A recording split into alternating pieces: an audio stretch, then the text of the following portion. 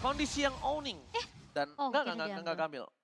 Melakukan kondisi yang owning terhadap posisi dari poin. Dan bahkan Apex 47 kali ini akan coba di take down oleh para pasukan dari tim Deathsfall. Dan flicker harus digunakan, mau tidak mau. Dengan adanya retribution yang sudah didapatkan. Karena hampir saja tercolong oleh seorang alien. Akhirnya masih bisa selamat. Iya. Cuma memang mengorbankan flicker yang dimiliki dari seorang Apex 47. Kalau dia kembali melakukan sedikit pergerakan yang rusuh ke arah jungle, invite jungle dengan ekspedisi jungle dari Fireflux, ini mungkin bisa menjadi korban jiwa. Wah, korban jiwanya sih bisa banyak banget kalau kita berbicara early game. Tapi kalau misalkan kita melihat juga dari opsi yang dibawakan oleh Kid Bomba. Dia membawakan ke arah Emblem Tank dan Rapture. Lagi-lagi ini akan menjadi Direct Hybrid tentunya, Direct Frontline. Tapi perlu diingat juga kalau permainan pick off dari Deathsfall akan sangat-sangat kejam di early game. Mereka bawa Kaja, Nolan, dan juga Dairot. Ini combo physical damage dealer yang instan banget. Iya. Dan membuat Nolan sangat mudah sekali untuk memanfaatkan bagaimana ultimate dari Fracture. Oke, dan sekarang penyergapan menuju ke area bawah. Apex 47. Oke, ternyata sebuah first blood berhasil didapatkan seperti yang sudah kita sebutkan sebelumnya. Kalau dia berhasil maju kembali memaksakan mendapatkan suatu bomba, tapi alien! Surprise Ghostbuster! Membuat alien tertangkap. Flicker telah dikeluarkan tapi nampaknya kali ini damage dari Ghostbuster terlalu besar membuat alien juga ter-take down. Wow, 2 poin kill yang harus direlakan oleh Fireflux kali ini. Mereka harus sudah boleh mulai cukup prihatin ya dengan pergerakan rotasi yang bisa dibawain oleh Magister. Karena tadi Magister yang habis ngambilin gold itu, dia balik lagi karena dia tahu pergerakan dari Apex. Ternyata muncul di area bawah. Dan mungkin kaget juga Fireflux ketika kita berkaca dari Deathsfall yang bermain late game. Sekarang mereka galak di early game dan bahkan agak sedikit memaksa di area turtle-nya. Oh ya, kembali turtle didapatkan oleh para pasukan dari Fireflux. Dan jangan sampai mereka berhasil mendapatkan perfect lagi. Ini akan membuat Eamon punya damage yang sangat besar. Membuat iritelnya bebas Sunshine.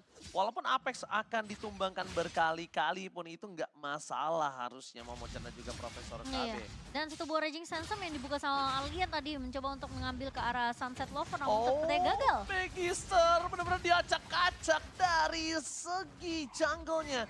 Ekspedisi jungle bahkan 3 orang udah standby. Sunset dengan lihat roar dari Pria Misterius dikeluarkan oleh seorang Sunset dan berhasil menutup Sunset Lover. Ternyata tenggelam Sunset Lover karena Sunset yang bersinar. Wah, tapi masalah utamanya nggak cuma Sunset Lover yang tumbang. Masalahnya ada Kid Bomba juga yang hilang tiba-tiba di area bottom lane. Ganking yang dilakukan dari TNZ yang hadir. Iya. Dengan cepat dan sigapnya mereka mendapatkan 1 point kill yang mahal banget harganya. Dan gold earn-nya untuk Sunshine, dia karena dapetin point kill dan dia sebagai gold laner unggul banget di early game. Lihat, langsung ada gap yang benar-benar terasa banget antara Sunshine dan juga Carvey. Tapi kelihatan ya playstyle dari Rosa ini padahal Alien? Sedangkan Raging Sandstorm. Dan bahkan di sana posisinya masih dengan Shadow Stampede membuat Sunset Lover masih bertahan. Tapi ingat, para pasukan dari Fireflux kali ini mereka tidak boleh terlalu terburu-buru. Karena kalau mereka udah punya keuntungan yang cukup berlimpah seperti saat ini. Dan mereka menimbulkan snowball effect terhadap Deathsfall. Sedikit demi sedikit, Deathsfall bisa membalikan kembali keadaan. Wah, ini bahaya banget sampai Retribution dan bahkan Endless Shard. Karena kalau kita melihat dari itemnya TNZ, sesaat lagi harusnya dia akan menjadikan item keduanya. Dan bahkan Huskclaw di tangan dari Sunshine. Ini udah menandakan kalau dia unggul di early game. Sementara Carvey dengan beruntunnya dia belum jadi sama Huskclaw-nya. Dan ganking dibalas ganking. Kid Bomba tadi tumbang, sekarang Alien yang jadi korban. Oke, alien yang harus ter-take down. Ketika adanya turtle itu manajemen time yang selalu baik dari Deathsfall. Iya. Selalu mendapatkan point kill sebelum ada neutral objektif itu adalah sebuah jawaban yang bisa membalaskan posisi yang under. Yang mereka miliki Momochan. Memaksakan tim fight 4 melawan 5 ya. Pincangin dulu satu landingnya sehingga tidak akan ada backup dan juga tidak akan ada coveran yang datang dari Alien kali ini. Sementara tadi yang mau aku bahas, Rosa ini permainannya bisa dibilang permainan yang benar-benar cukup aman sih. Kalau dia merasa kayak dengan beberapa resource skill yang dia miliki nggak bisa numbangin satu pemain dari Deathsfall, dia nggak akan maksa, iya. Makanya tadi posisinya juga mungkin diberikan juga poin killnya ke arah Sunshine kan di area mid. Iya, makanya dia kayak benar-benar bermain dengan safe. Dia nggak main terlalu terburu-buru. Dan itu yang membuat karakter permainan dari Rosa tuh kayak bener-bener, ya kita udah tahu nih, ini kalkulasinya bakal matang banget. Iya. Positioning bakal oke, tapi dia bermain dengan Valentina. Dia pasti bakal maju ke depan bareng sama Sunshine. Dan itu yang harus diperhatikan sama Deathsfall. Jangan sampai terkena outplay Mirroring dari Fireflux. Mirroring coba dilakukan, tapi ternyata dengan Ender Shard dari bottom lane gagal untuk mendapatkan Kid Bomba. Masih terlalu kuat. Meanwhile, dari top lane, dari Sunshine. kali ini harus benar-benar merasakan jepitan maut dari Deus Vult yang membuat mereka agak sedikit tertahan di inner turret. Bahkan Apex 47 pun nggak bisa masuk ke dalam rumput karena cukup berbahaya. Karvi standby di sana. Ingat, tendangan Sultota bisa membuat dia tumbang. Sultota. Sultota. Wow. Dan bahkan dari Kid Bomba berusaha untuk menyelamatkan setidaknya orange buff yang dimiliki oleh Magister. Karena terlihat pergerakan dari Fireflux yang mereka tahu orange-nya sempat diamankan oleh pemain-pemain dari Default. Mereka mau mencoba untuk mendapatkan pertukaran namun gagal. Dan sekarang Shanshan memang masih memegang gold yang tertinggi. Tapi ingat, lihat dari Magister kembali menyusul bersama dengan Karvi. Ya, apalagi kalau kita melihat juga dari Shanshan yang benar-benar free banget di area top lane. Dapetin beberapa point kill dan Genius One yang ada di Genius tangan One. dari TNC Deteksi. ini bakal mendapatkan momentum yang bagus banget bagi Fireflux. Karena Deteksi. early gamenya juga benar-benar masih 50-50. Default juga lagi dan lagi lebih berani kali ini untuk mengambil keputusan apalagi semenjak Sao bermain dengan pick off. Tapi Rosa, hampir saja Divine Judgment dikeluarkan dari Rosa. Karena Sawo tadi mendeteksi di mana TNC itu muncul. Untung aja Fireflux itu masih melakukan penyisiran terlebih dahulu. Iya. Gak langsung fokus ke arah turtle-nya. Karena itu posisi free banget untuk dia dapetin Divine Judgment. Dan Retribution kali ini di tangan dari Nola. Divine Judgment berhasil melakukan satu point kill. Hilang TNC, tak bisa bertahan cukup lama. Membuat para pasukan dari Fireflux kehilangan jungle mereka. Damage yang besar, tapi kembali lagi dengan seluruh defense yang tidak bisa dibendung. Membuat Fireflux kehilangan jungle. Tapi dibalik itu semua, Reggie Sesam memasak ke arah Sao. Sao masih berhasil ditumbangkan oleh para pasukan dari Fireflux. Mencoba untuk menukarnya, tapi Alien nggak bisa bertahan dengan cukup lama. Karvi sekalipun dia memaksa flickernya. Karvi, salah satu player marksman dengan sangat berani melakukan flicker ke arah depan. Coba melakukan outplay, Usop Point akan coba didapatkan Apex karena flicker kembali. Dan one last hit membuat Apex kali ini terperangkap di dalam Kid Bomba. The Kid from the Western Bomba. Damage yang benar-benar membardir serang Apex. Iya, ini yang udah sempat dibahas juga sama KB tadi. Early pressure dari Default tentunya akan berjalan. Ketika memang dari Magister dan juga Kid Bomba ini jalan secara bersamaan. Iya, apalagi kalau kita lihat yang dilakukan oleh teman-teman dari Fireflux adalah memberikan space untuk Sunshine. Tapi masalahnya trade-nya nggak begitu seimbang menurut Kuchimomo. Mereka emang dapetin banyak banget farmingan di area top lane, tapi hanya untuk Sunshine.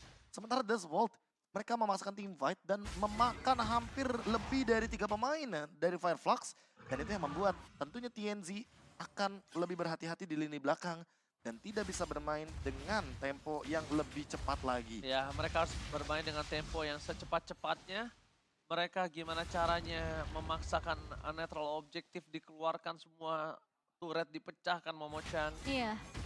Tapi memang kelihatan dari Karvi bener-bener dapetin space yang banyak banget sih di area bawah tadinya. Dan sekarang dia bahkan semenjak turtle yang ketiga tadi dia udah mulai join fight juga. Sama pemain-pemain dari Default. Jadi akan memakan banyaknya minion di lane yang berbeda dari Karvi. Dan harusnya dengan posisi Shanshan yang juga melakukan split push di area atas. Ini masih bisa dipegang sebenarnya dari segi networknya untuk kedua belah gold laner. Lord sudah mulai muncul di menit yang ke-9. Alien berhasil untuk mendapatkan satu posisi Herbert.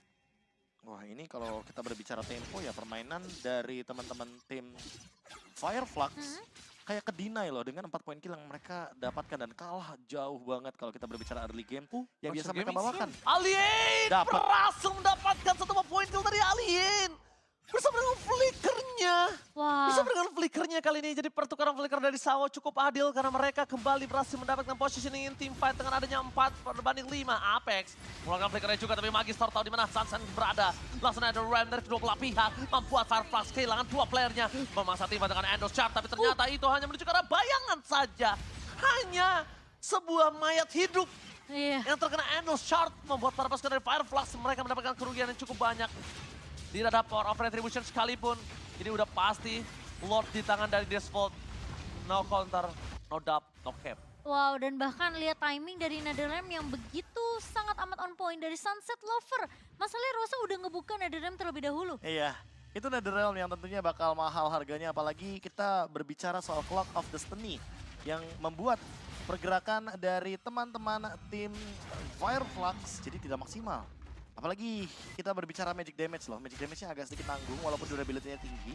Sehingga membuat Rosa kali ini harus mempertimbangkan kembali dan another solo kill dari Magister. One by one situation di arah bottom lane ternyata dengan ketajaman pedang dari Magister berhasil mendapatkan solo pick off atas Sono TNZ.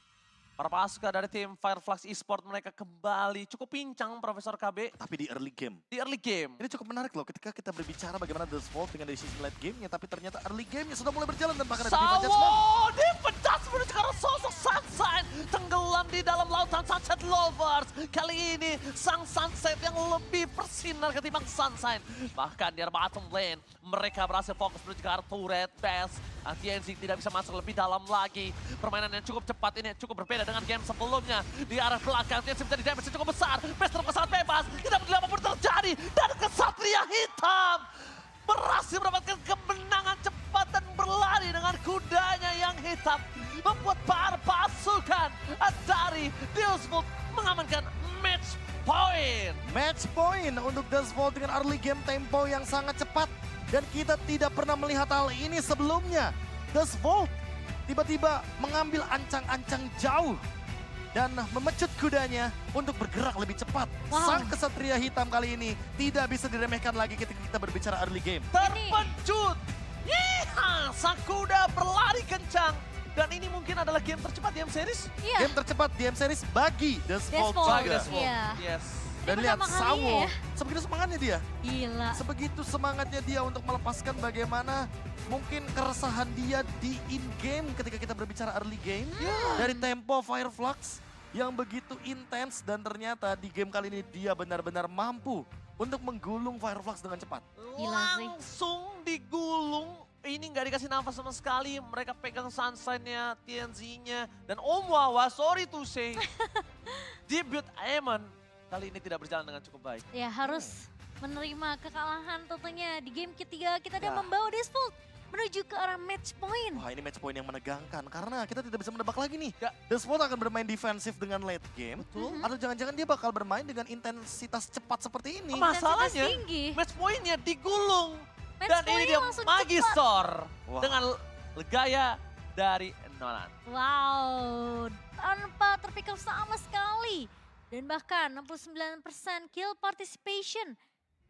Ini kelihatan semua itemnya bener-bener yang masuk attack penetration semua, Be. Iya, apalagi ditambah dengan Dairot. Ingat,